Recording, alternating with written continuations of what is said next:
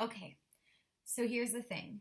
I did a little bit of digging and I found an audio of Sylvia Plath reading Lady Lazarus. So, what I did, we're going to listen to that instead of having me read it because whenever you can hear a poet read their own work, it's a lot more powerful. But there's a line in there that isn't in the version of the poem that we have. So just follow along as best you can. And then afterwards, I'll let you know what I thought of it. Okay, cool. Lady Lazarus. I have done it again. 1 year in every 10 I manage it, a sort of walking miracle.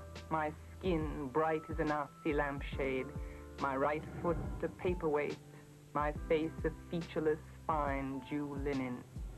Peel off the napkin, oh my enemy. Do I terrify? Yes, yes, Herr Professor, it is I. Can you deny the nose, the eye pits, the full set of teeth? The sour breath will vanish in a day. Soon, soon the flesh the grave cave ate will be at home on me, and I a smiling woman. I'm only 30, and like the cat, I have 9 times to die. This is number 3. What a trash to annihilate each decade. What a million filaments. The peanut-crunching crowd shoves in to see them unwrap me hand and foot. The big strip tease. Gentlemen, ladies, these are my hands, my knees. I may be skin and bone. I may be Japanese. Nevertheless, I am the same identical woman. The first time it happened, I was 10. It was an accident. The second time I meant to last it out and not come back at all. I rocked shut as a seashell. They had to call and pick the worms off me like sticky pearls. Dying is an art, like everything else. I do it exceptionally well. I do it so it feels like hell. I do it so it feels real. I guess you could say I've a call.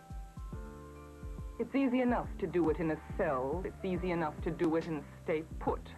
It's the theatrical comeback in broad day to the same place, the same face, the same brute, amused shout, a miracle that knocks me out. There is a charge for the eyeing of my scars. There is a charge for the hearing of my heart. It really goes. And there is a charge, a very large charge, for a word or a touch or a bit of blood or a piece of my hair or my clothes. So, Herr Doctor. So, Herr Enemy. I am your opus. I am your valuable. The pure gold baby that melts to a shriek. I turn and burn. Do not think I underestimate your great concern. Ash, ash, you poke and stir, flesh, bone. There is nothing there, a cake of soap, a wedding ring, a gold filling. Hear God, hear Lucifer, beware, beware. Out of the ash I rise with my red hair, and I eat men like air. Last night I played that same recording when my man Chris got home and had a discussion about it because I really miss talking about these things with you all. So I'm going to take some inspiration from that discussion that we had. We both felt like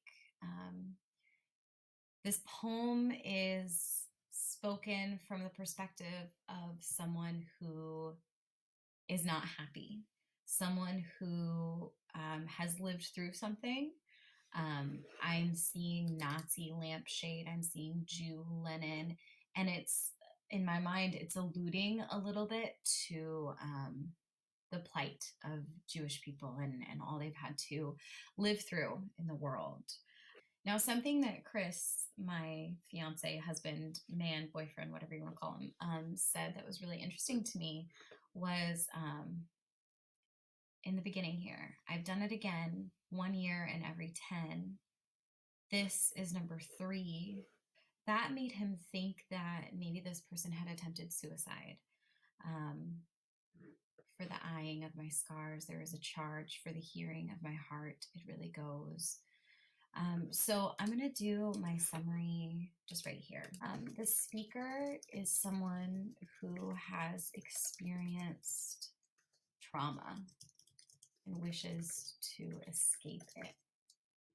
Okay, so now the subjects that I could see: death,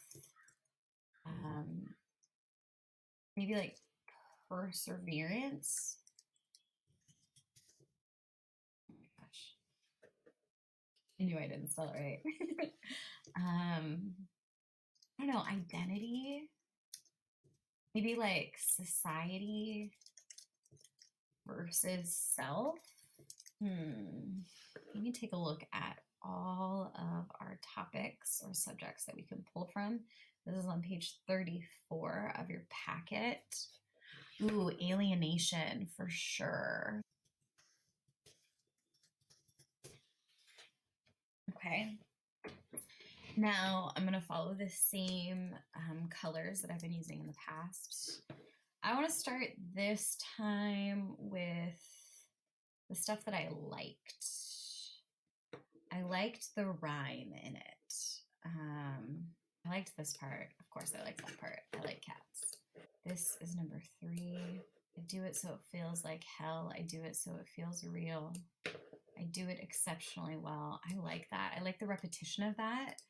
I like the moody feeling of that too. This part gave me a little trouble. I don't know what the meaning behind it is. Remember that when I say mark parts that give you trouble, I don't mean mark parts of just words that you don't know. Definitely do that. If you don't know what opus means, do that. But also this, I just don't totally understand the choice behind it or the effect behind it. So that's why I'm going to mark it. I also don't know what a Nazi lampshade is. I know what a lampshade is and a Nazi is, but I don't know what a Nazi lampshade is. I also don't, I think I know what this is alluding to, but I'm not 100% sure. The fine Jew linen. I like that. Cool. So Sylvia Plath is an artist that I really like. I enjoy how strange her poetry is. And if this wasn't necessarily your cup of tea, that is okay. I'm really excited to hear about what you thought about the poem. Maybe leave a comment in this YouTube video and tell me what did you think the summary was, especially if you saw it differently. Tell me which parts you really liked and tell me which parts you had trouble with.